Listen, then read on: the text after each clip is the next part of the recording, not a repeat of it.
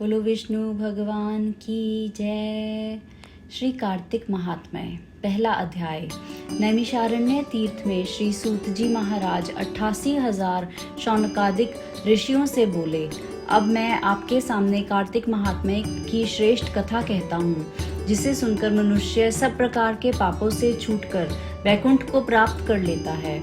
सूत जी ने कहा, श्री कृष्ण जी से आज्ञा लेकर नारद जी के चले जाने पर सत्यभामा प्रसन्न होकर श्री कृष्ण से बोली, हे नाथ, मेरा जीवन सफल हो गया।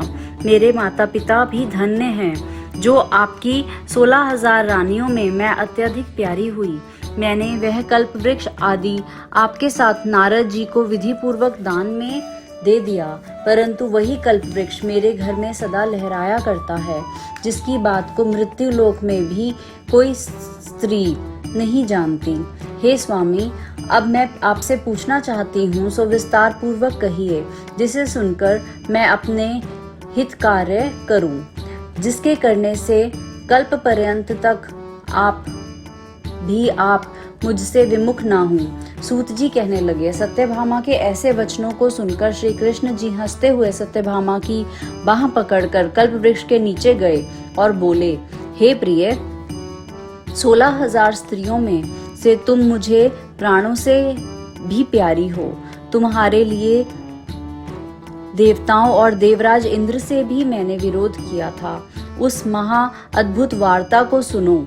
सूत जी बोले, एक दिन श्री कृष्ण भगवान ने सत्यभामा के साथ गरुड़ पर सवार होकर इंद्रलोक में जाकर कल्प वृक्ष मांगा।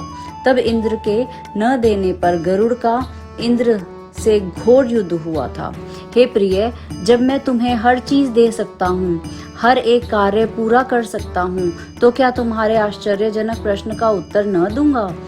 यह सुन सत्यभामा बोली, हे प्रभु, पूर्व जन्म में मेरा कैसा स्वभाव था, किसकी पुत्री थी, मैंने कौन से दान, व्रत या तप नहीं किया जिससे मुझे मृत्यु लोक में जन्म लेना पड़ा, और ऐसे कौन से शुभ कर्म किए कि यहाँ आकर आपकी अर्धांगिनी हुई और आप गरुड़ पर सवार होकर मुझे साथ में लिए इंद्रादि देवताओं के स्थानों में फिरते हो। तब भगवान बोले, हे कांते, तुम पूर्व जन्म में किसकी पुत्री थी, कौन से पुण्य और व्रतादिक का तथा शुभ कार्य तुमने किए थे, वह सब कहता हूँ। पूर्व समय में सतयुग के अंत में मायापुरी में अग्नि गोत्र में वेदों और यज्ञों का जानने वाला देव शर्मा नाम का ब्राह्मण रहता था।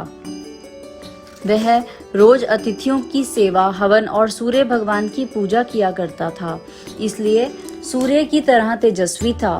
उस ब्राह्मण के बुढ़ापे में एक गुणवती नाम की कन्या हुई, जिसका विवाह उस पुत्रहीन ब्राह्मण ने अपने चंद्र नाम के शिष्य के साथ कर दिया, और वे दोनों पिता पुत्र की तरह रहने लगे।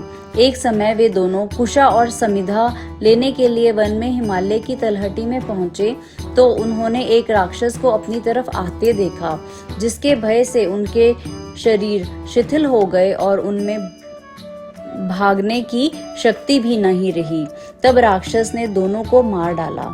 उनके धर्मात्मा होने के कारण मेरे पार्षद उनको बैकुंठ में ले गए, क्योंकि उन्होंने आजीवन सूर्य की पूजा की थी।